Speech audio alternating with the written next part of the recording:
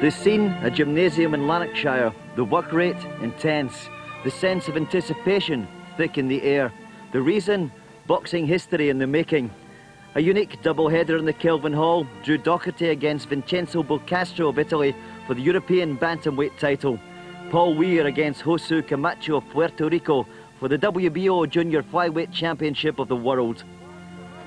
All in a theatre which has been kind to Scottish boxing in general and Pat Clinton in particular. Of the new flyweight, Clinton has done it. A split decision, and the Scot has won the WBO title. What a moment for Britain and for Scotland. Clinton is the new champion. It's the best atmosphere I've ever boxed in. The Scottish fans at the Kelvin Hall are tremendous. It's not a big hall, it's not a small hall, it's just the perfect size for a boxing show, especially if you're fighting for a European or world title. And the guys really get behind you. There's a tremendous echo in the Kelvin Hall, and the kids will relish it. You know, I always want to fight in front of Scottish fans, let them see they've got a champion.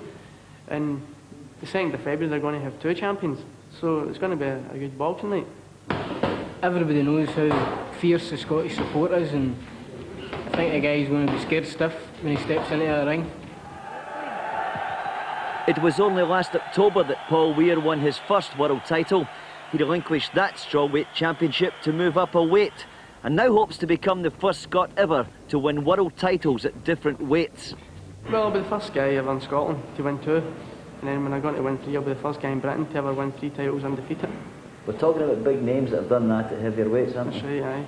Well, you've got likes of Hagler, Hearns, Duran, Leonard. They've went on and they've done it even more. They've won 4 and 5 titles, but I'll be happy with the 3. I think he was just born and bred to be a boxer. I mean, his physique is just natural. I think that's the way he's come out of his mother's womb. He was like that, you know. So I've known Paul for many, many years, and he's never changed one bit. I don't think he's been an ounce of fat in all the time I've known him. And he just keeps himself physically fit for boxing. He doesn't watch football, he doesn't watch any other sport. He's just a boxing fanatic. I just love fighting. You know, I get a buzz getting up in the morning, going for a run, then going to the gym, having sparring partners, you know, doing things with Peter. Just my whole life revolves around boxing. The Peter referred to by Paul is Peter Harrison, trainer and father figure to them both. He is always in their corner and was the inspiration when Drew Docherty won his British bantamweight championship fight against Joe Kelly. He is the motivation behind the next step in the rise and rise of Docherty. The European title fight's the biggest fight in my life.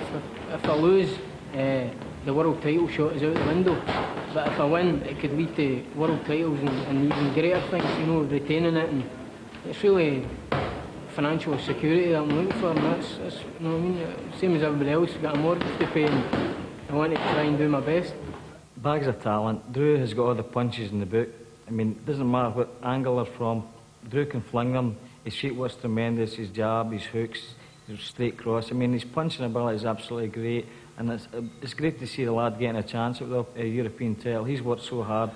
He's a little bit older than Paul, and I think he's been more unlucky than Paul. He's had earlier breaks than what Drew's had, and it's good to see that he's getting a big opportunity like this, and he will go on to bigger things as well. I trained with Pat for 15 years, and to see somebody, living so close to me doing that, it gave me a wee bit of spur on. I can do it, because his father and his brother and his family have been good to me, so you know what I mean, it's just, I've seen him doing it and I know that I can do it as well.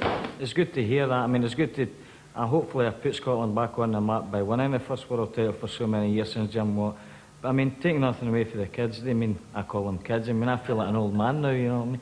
When you see them coming up, I mean, I think there's only a couple of years between us, but that's like everything else. I mean, they're doing it just now, and I wish them all the success, and they will do it, and they'll keep Scotland flag flying for a long time, I think.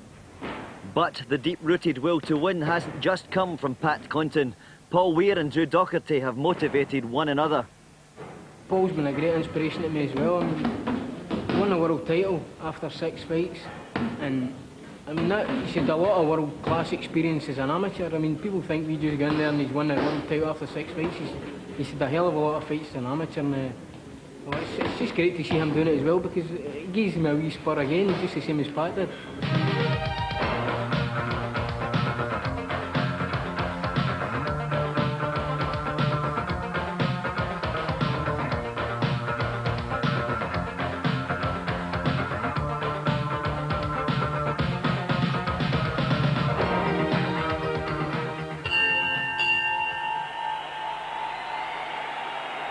There'll mean a lot to them on the big night. What would you want to say to the Scottish public? To have patience with them? No, get behind them right away. I mean, the boys are experienced, like say, Paul and Drew are experienced fighters. We want the crowd to really cheer for the very start, get behind the boys and upset their opponent. How far can these two go? All the way. And you'll be able to see Paul Weir and Drew Docherty in action on a special sports scene next Wednesday night. BBC Scotland on 1 at 10 past 10. We wish them both very well indeed.